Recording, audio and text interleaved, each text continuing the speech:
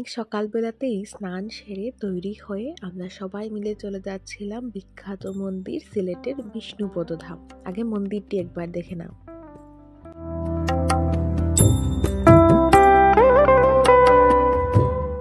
আমাদের পৌঁছতে পৌঁছতে অনেকটাই বেলা হয়ে গিয়েছিল এবং সূর্য মামা ছিলেন একদম মাথার উপরে, তাই অনেক বেশি সূর্যের আলোতে মন্দিরটি যেন আরও সুন্দর লাগছিল।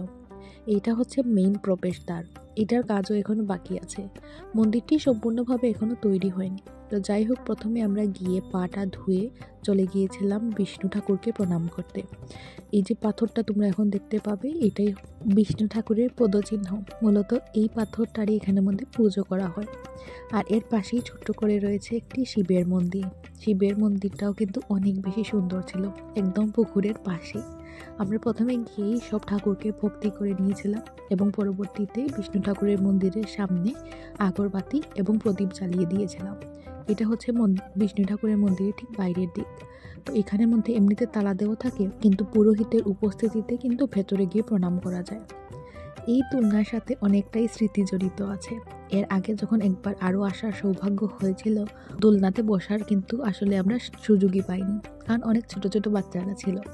তো যাই হোক, এরপর এইটাতেও একটু সময় বসে সময় কাটিয়ে নিয়ে তারপর আবারটা মন্দির ঘুরে ঘুরে দেখছিলাম। মন্দিরের প্রত্যেকটি অংশ এত বেশি সুন্দর, কোন দিকে রেখে কোন দিকে যাব এটা আসলে বোঝাই যায় না। মনেই হয় না যেন বাংলাদেশের কোনো মন্দিরে এসেছি, মনে হয় যেন ইন্ডিয়া কিংবা নেপালের কোনো বিখ্যাত মন্দিরের মধ্যে এসেছি আমরা। এইটা হচ্ছে মন্দিরের একটু পিছনের দিক। পিণ্ডদানের যে পুজোগুলো করা হয় সেটা ওই দিকেই করা হয় এবং পুকুরটির পাশ থেকে মন্দিরটা দেখতে আরও বেশি সুন্দর লাগছিল। এখানের মধ্যে বসার জন্য খুব সুন্দর একটা ব্যবস্থা করা হয়েছে, মানে কোনো দিক থেকেই কিন্তু কোনো কমতি রাখা হয়নি মন্দিরটিতে। আরও যখন কাজটা কমপ্লিট হয়ে যাবে তখন দেখতে আরও সুন্দর লাগবে। মন্দিরে গিয়ে সবার মনের মধ্যে এক ধরনের আনন্দ কাজ করছিল।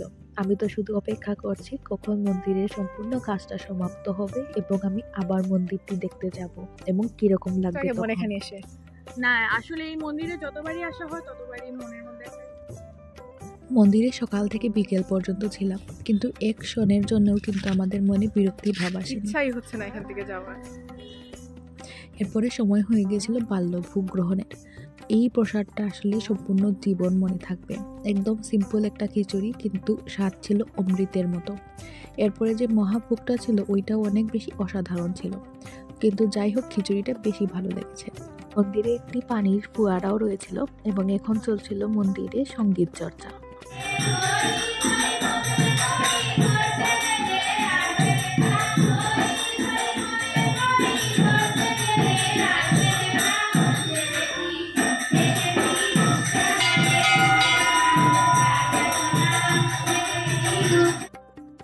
আমার কাকিমণি এবং জেঠিমণি তাদের কিছু আত্মীয় স্বজনের বাসা ছিল, ওইগুলোতে গিয়েও আমরা একটু সময়ের জন্য ঘুরে ঘুরে এসেছি এবং যাবার পথে দেখা হলো ওনার সাথে। তিনি হচ্ছেন শ্মশান কালীমা। এই প্রথম আমি কালী ঠাকুরের সামনে মাছে ভাতে ভোগ দিতে দেখেছি। আমার জন্য এক্সপিরিয়েন্সটা একটু ডিফারেন্ট ছিল। কেউ মনে হয় মাথাটা ভেঙে দিয়েছিল, কিন্তু যাই হোক, তবুও মানুষরা কিন্তু ভক্তি ভরে এখানের মধ্যে এসে প্রসাদ দিয়ে যায়। আর এটা হয়তো কার্তিক ঠাকুরের এখানের মধ্যে মূর্তি ছিল। তো যাওয়ার পরে ওইখানেও কিন্তু অনেক বেশি খাওয়া দাওয়া হয়েছে, সবাই অনেক যত্ন নিয়েছে। মাঝে মাঝে গ্রামে গেলে এত বেশি ভালো লাগে, কারণ মানুষের এত সাধারণ জীবনযাপন, এত সুন্দর জীবনযাপন আসলে অনেক বেশি ডিফারেন্ট হয় আমাদের থেকে। এখন হয়ে গিয়েছিল আমাদের পুজোর সময়।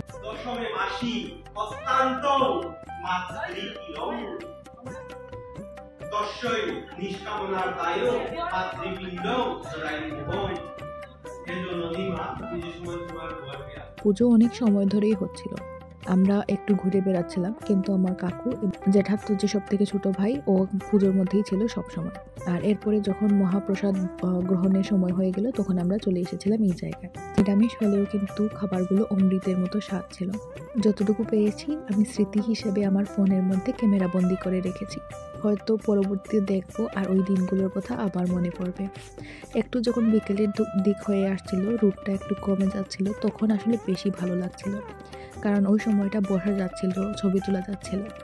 এখানের মধ্যে একটা ছোট্ট একটা দোকানও আছে, যেটার মধ্যে মোটামুটি অনেক ধরনেরই কিন্তু জিনিস পাওয়া যাচ্ছিল। আমরা বিশেষ করে গিয়েছিলাম কফির জন্য, কারণ চা কফির পাগল আমরা, দিনে একবার না হলে আসলে হয় না। যেহেতু সকালে সবাই উপোস করে গিয়েছিলাম, কিছু খাওয়া হয়নি, এই জন্য চাটাও খাওয়া হয়নি। তো যাই হোক, কফিটা এই জায়গাতে এসে আমি এবং আমার বোন খেয়েছিলাম। এক্সপিরিয়েন্সটা আসলে অন্য লেভেলের ছিল। ফিরে যাওয়ার সময় একবার আমার পিসির বাড়িতেও গিয়েছিলাম সবাই মিলে ওনাকে দেখে আসার জন্য।